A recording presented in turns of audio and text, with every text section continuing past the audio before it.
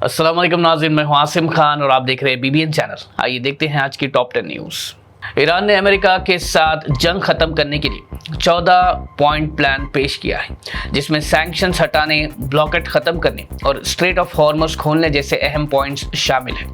Tehran का कहना है कि पहले टेंशन्स कम की जाए और बाद में न्यूक्लियर मसले पर बात हो, लेकिन अमेरिकी सदर डोनाल्ड ट्रंप ने इस पर शक जताते हुए कहा कि डील मुश्किल लगती है और ईरान ने अब तक काफ़ी कीमत अदा नहीं की।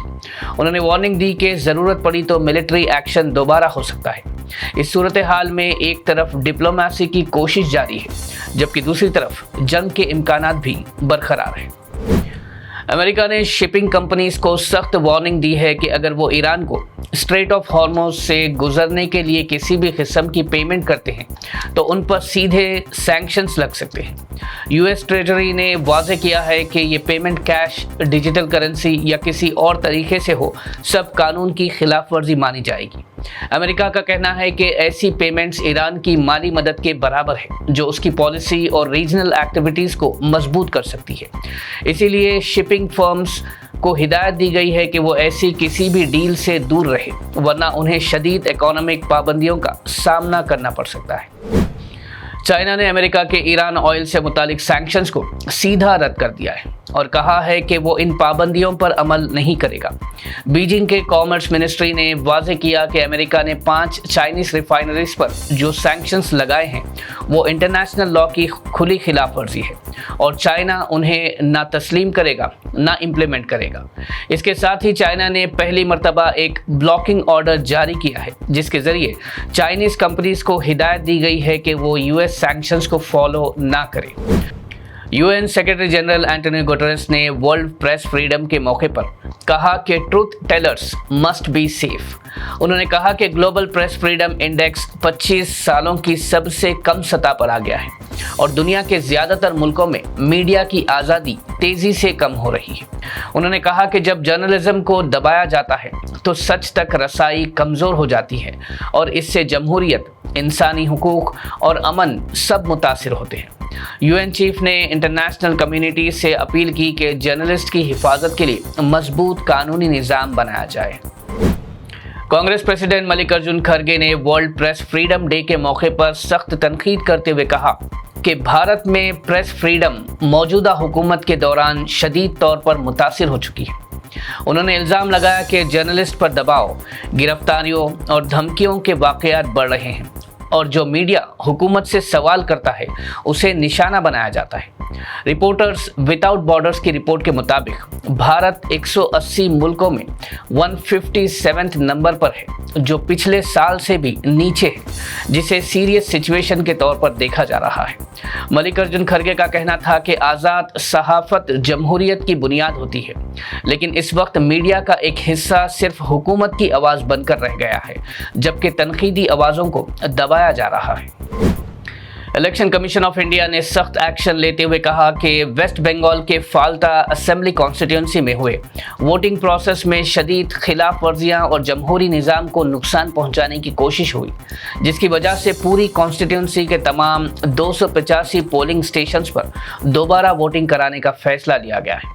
ये फैसला उस वक्त लिया गया जब 29 अप्रैल को हुई पोलिंग के दौरान कई पोलिंग बूथ्स पर इरेगुलरिटीज, ईवीएम टैंपरिंग और वोटर प्रोसेस को अफेक्ट करने की शिकायतें सामने आई, जिसके बाद इलेक्शन कमीशन ने पूरी वोटिंग को ही कैंसिल कर दिया। अब नई वोटिंग 21 मई को सुबह से शाम तक होगी, जबकि वोट्स की काउंटिंग 24 मई को की जाएगी। तेलंगाना हज कमेटी ने वाज़ेह किया है कि हज एयरफेयर में 10,000 रुपये का इजाफा उनका फैसला नहीं, बल्कि सेंटर और हज कमेटी ऑफ इंडिया का है। चेयरमैन सैयद शाह गुलाम अफजल बियाबानी खुसरो पाशा ने कहा कि ये एक्स्ट्रा चार्ज एविएशन फ्यूल की कीमतों में इजाफे की वजह से लिया गया है और इस पर दोबारा गौर करने की दरख्वास्त भी की गई है। उन्होंने ये भी बताया कि कुछ स्टेट्स के पिलग्रिम से ये एक्स्ट्रा पैसा नहीं लिया गया, जिससे सवालात खड़े हो रहे हैं। साथ ही हज 2026 के लिए हैदराबाद से फ़्लाइट्स जल्दी शुरू होंगी और हर फ्लाइट में करीब 430 पिलग्रिम्स सफ़र करेंगे, जबकि एयरफेयर हाइक की वजह से पिलग्रिम्स में परेशानी अब भी देखी जा रही है। तेलंगाना हुकूमत ने मध्य प्रदेश के बारगी डैम बोट एक्सीडेंट के बाद बोटिंग पर सख्त गाइडलाइंस जारी कर दी है ताकि ऐसे हादसों को रोका जा सके। ये कदम मध्य प्रदेश के बारगी डैम बोट हादसे के बाद उठाया गया, जहां कई लोग अपनी जान गंवा बैठे। तेलंगाना टूरिज्म अथॉरिटीज ने वाजे किया कि हर बोटिंग यूनिट में लाइफ जैकेट्स का इस्तेमाल लाजमी होगा और ओवरलोडिंग पर पूरी पाबंदी रहेगी। एडवर्स वेदर में बोटिंग फौरी रोक दी जाएगी और रोजाना सेफ्टी चेक्स और रेस्क्यू इक्विपमेंट का होना जरूरी होगा। साथ ही हर यूनिट में ट्रेन स्टाफ की मौजूदगी भी फर्ज करार दी गई है ताकि इमरजेंसी में फौरन एक्शन लिया जा सके। हुकूमत ने कहा है कि रूल्स की खिलाफ वर्जी पर सख्त कार्रवाई की जाएगी। तेलंगाना के डीजीपी सीवी आनंद ने ऐलान किया है कि रियासत में जल्द ही रोड सेफ्टी और ट्रैफिक मैनेजमेंट ब्यूरो कायम किया जाएगा, जो सड़क हादसात को कम करने और ट्रैफिक सिस्टम को बेहतर बनाने के लिए काम करेगा। उन्होंने बताया कि ये नया ब्यूरो साइबर सिक्योरिटी और नारकोटिक्स ब्यूरोज की तरह एक स्पेशलाइज्ड यूनिट होगा, जो पूरी रियासत में ट्रैफिक रूल्स के यूनिफॉर्म नफज को यकीनी बनाएगा। उनका कहना है कि हर साल हजारों लोग रोड एक्सीडेंट्स में जान गंवा देते हैं, इसलिए एक सेंट्रलाइज्ड सिस्टम की जरूरत है जो मॉनिटरिंग और सख्त कार्रवाई को मजबूत करे।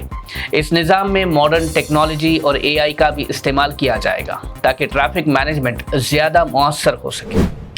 तेलंगाना वज़ीर आला रेवंत रेड्डी ने सरकारी मुलाजमीन और पेंशनर्स को सीधा यकीन दिलाया है कि हुकूमत करीब 6,000 करोड़ रुपए के पेंडिंग रिटायरमेंट बेनिफिट्स को 100 दिन के अंदर क्लियर करेगी। उन्होंने एम्प्लॉयज़ यूनियंस के साथ मीटिंग में कहा कि ड्यूज की अदायगी को प्रायोरिटी दी जाएगी और इसमें देरी नहीं होगी।